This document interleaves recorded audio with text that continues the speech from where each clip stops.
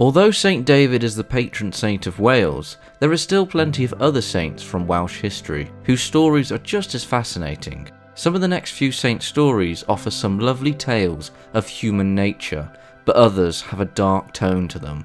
The next story involves a tale of unrequited love or desire.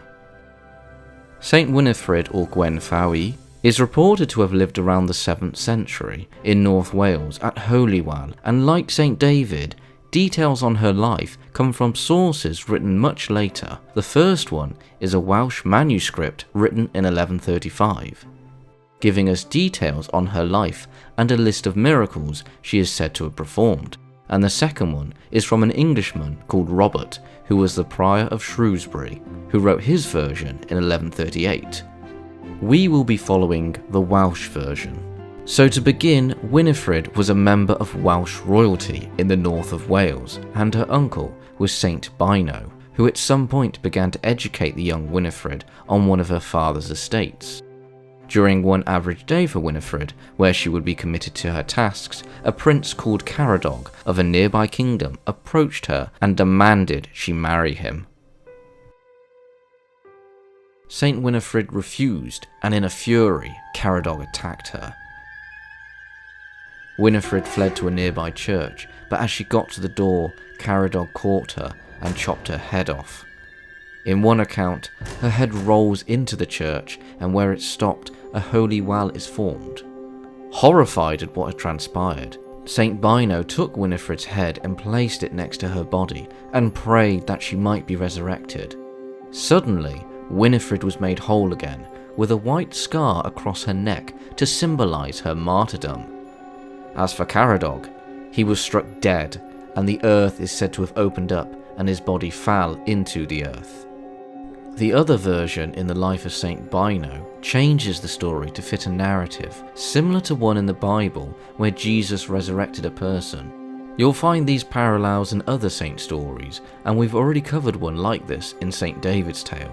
The other version states, "Then Bino took the girl's head and placed it back with the body, covering the body with a cloak, and saying to her mother and father, who were mourning for her, 'Be quiet for a little while and leave her until the Mass is over.' Then Bino celebrated the sacrifice to God.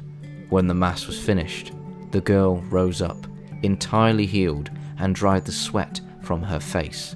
God and Bino healed her. Where her blood fell to the earth, a spring was formed, which even today still heals peoples and animals. Many who had seen what happened began to believe in Christ." Saint Winifred would go on to establish a covenant of nuns at Holy Well, which attracted pilgrims to visit the site and the Holy Well for its healing properties. Saint Winifred passed away at Gwytherin. Before we end on Saint Winifred, we will mention her hagiography and how her story borrows elements from an Irish Celtic goddess. Christianity uses pagan stories and mixes elements of the story into its own Christian mythology. As for Saint Winifred, the Holy Well may have been a pagan site of worship. Tasilio of Mayfod was from North Wales, and according to Welsh genealogies, Tasilio was a member of the royal family of the Kingdom of Powys around the later 6th century. Our main source of information about Tasilio comes from a Welsh poem titled Cadog Tasilio, written in the 12th century. There is a later edition of the Life of Tasilio from the 15th century in Latin. This edition is said to use parts of the now lost original Welsh version, but for another saint. Tasilio's story starts with him fleeing his family home and journeying towards a monastery at Mayfod, where he began to study for the monastic life under the abbot. Tasilio in his later life would found a church on Clan Tasilio Island, where he stayed for a time before returning to Mayfod to take up the position of abbot. In the poem Cadog Tasilio, it mentions the building of the church. He raised a church with fostering hand, a church with bright lights and a chancel for offering, a church above the stream, by the glassy waters, a church of Powys, paradise most fair. The poem gives Tasilio a different story of him being a grand priest of the people of Powys and Gwynedd, but still the son of the king of Powys, As such, the poem tells us that Tasilio's first career was that of a warrior, which suits the son of an early Middle Ages king.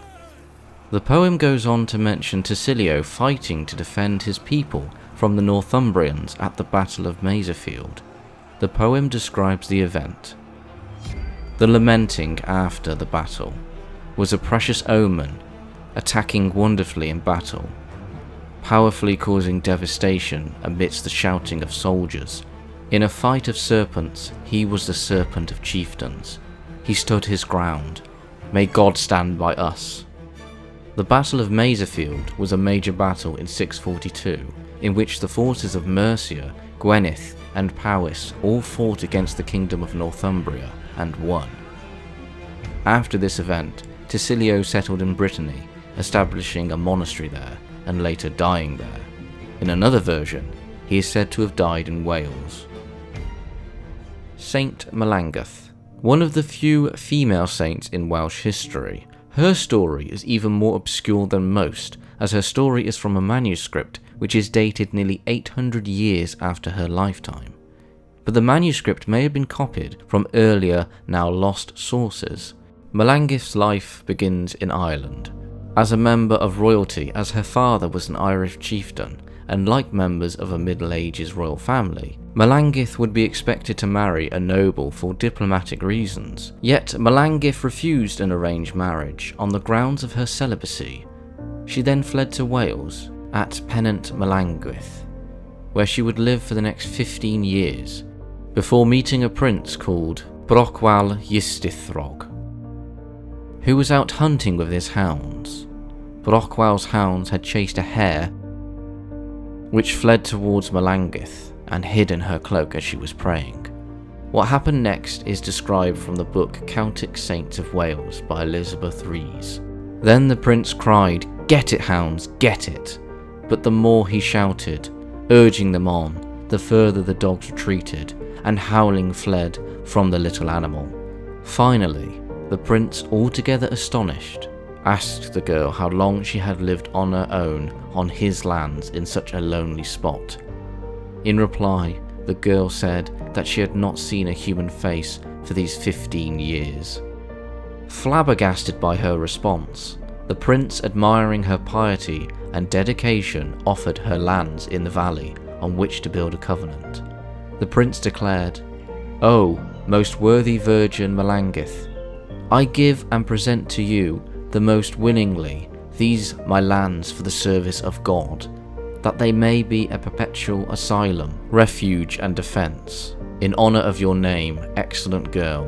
But, on the other hand, if any wrongdoers who enjoyed the protection of your sanctuary shall set out in any direction to do harm, then the independent abbots of your sanctuary, who alone know of their crimes, shall, if they find them in that place, ensure that the culprits be released and handed over to the Powys authorities in order to be punished." A church was eventually built near the valley in the 8th century, and the site was vast compared to the small church that is now left. As for St. Melangeth, she spent the rest of her days as the first abbess of the now abbey for the next 37 years before passing away.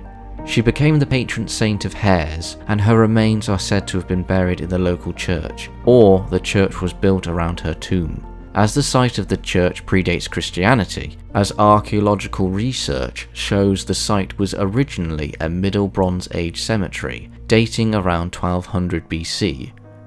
Whether the site was repurposed to build the church on the existing remains is unknown.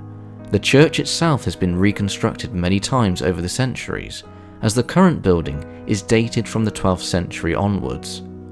The Romanesque shrine is argued to be one of the oldest shrines of its kind in Albion. Saint Cadog. Hailing from the Kingdom of Gwent in South Wales, he was born into royalty, as his father was a prince of Gwent, and his mother was the daughter of King Brican, the ruler of Bannerlords. His story, like other saints, is written well after his time, some 500 years later in the 12th century by Llythris of Llancarvan. According to the Life of Cadog, Lithrith mentions Cadog's fondness of Roman culture, even lamenting that he will never meet his poet hero Virgil, as him being a pagan meant that they would never meet in heaven. Lithrith states that Cadog was educated in Caerwent, one of the most Romanised parts of Wales. After his education, Cadog set out to found a monastery, and thanks to his royal connections, he managed to be granted land near Barry Island. The monastery that would be built is known as the Church of Stags, as the story about the monastery is that 2 monks that Cadog lived with had refused to dig the soil to determine the quality of the site. A pair of stags then arrived and began to till the ground with their antlers. This was seen as a blessing from God. When Cadog founded the site of the monastery, he stayed in the area for the night, praying till the morning with 2 monks, and in the morning sun, a white boar appeared as a sign of where to build the monastery. A white boar appears in many stories about the founding of monasteries, written by sources much later after the saints' lives, but this particular monastery that was now created became a major centre of learning for monks until 988 AD, when a certain group of people with longboats attacked and destroyed the site. Cadog would travel across Albion and Ireland, founding a monastery at Cambuslang in what is now Scotland, and creating tales of miracles along his journey, such as creating a holy healing well with a stick, similar to the tale of Moses in the Old Testament. In his later years, Cadog settled at his monastery in Wales, and one of the tales of his death is that a Saxon warrior arrived at the church on his horse and then attacked Cadog with a lance, killing him. Many of these saints have stories intertwined with royal figures of the surrounding Welsh kingdoms and their own native ones. By the late 7th century, the age of saints was over, and by this time most of Albion was Christian once again. Although the Celtic Church would remain independent from the Catholic Church until at least the 8th century, not for any particular sinister reason, perhaps due to the isolation the Welsh experienced in Albion, as the now English kingdoms were still pagan. But they would eventually become Christian, which in turn meant that the Welsh Church now had to resist the now established English Church in Canterbury.